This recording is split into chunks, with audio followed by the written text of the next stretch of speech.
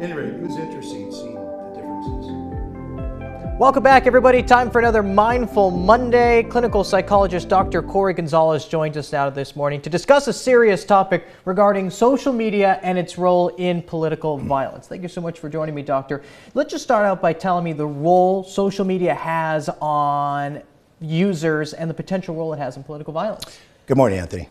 Yeah, it certainly can have an amplifying effect on people that have extreme views and extreme content. And social media can be a platform where they go to that and they get more of it. And unfortunately, we've had a lot of, we had an election in 24 a year ago, and there's a lot of demonizing of our opponents, right? And so spent billions of dollars on this, dividing us. And so a lot of people are fearful. And when you have fear and anxiety, it can impair your cognitive function. You can do irrational things.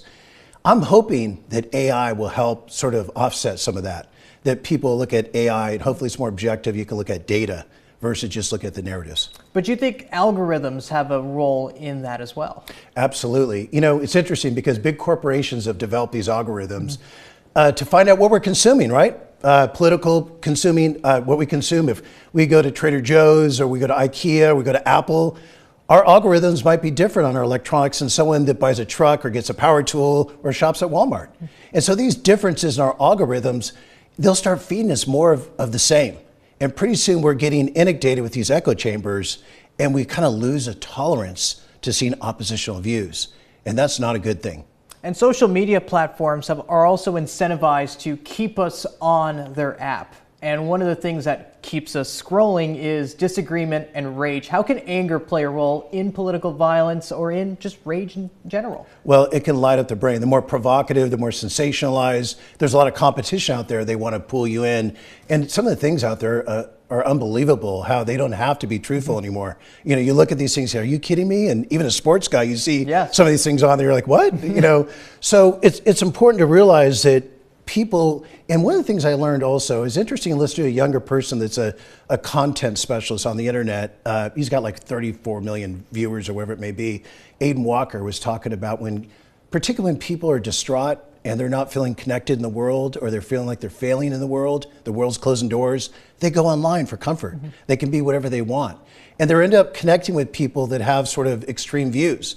But they get this connectedness that they're looking for. And unfortunately, when you get together with people and it's all homogenous and it's all the same, it can get more extreme, more anonymous. Sometimes bad things can happen. They can plan out whether it's protests or riots or even assassination. So it's important that we see how this is evolving and try to take some steps to ameliorate this thing. But that confirmation bias, you think, can also lead to a loss in tolerance and just the loss of ability to just have a civil debate, right? Yeah, it's who we are. And one of the things I enjoy about college is that we did have spirited debates.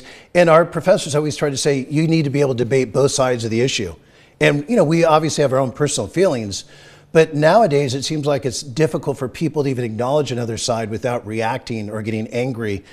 And I think, Charlie Kirk, that's what he liked to do. He wanted to go to the colleges and debate. And I think he also was civil about it. Some people lost that tolerance for it and decided to murder him.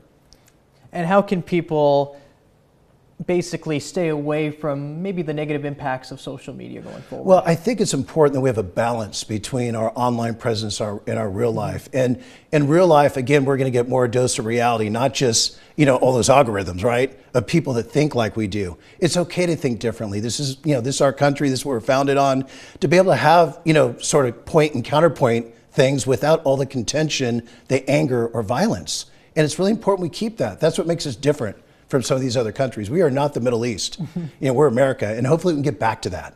Hopefully we can get more civil about that and say, hey, Anthony, it sounds like you feel strongly about that. I know you came that way authentically. That's your culture, that's your experience, that's who you are.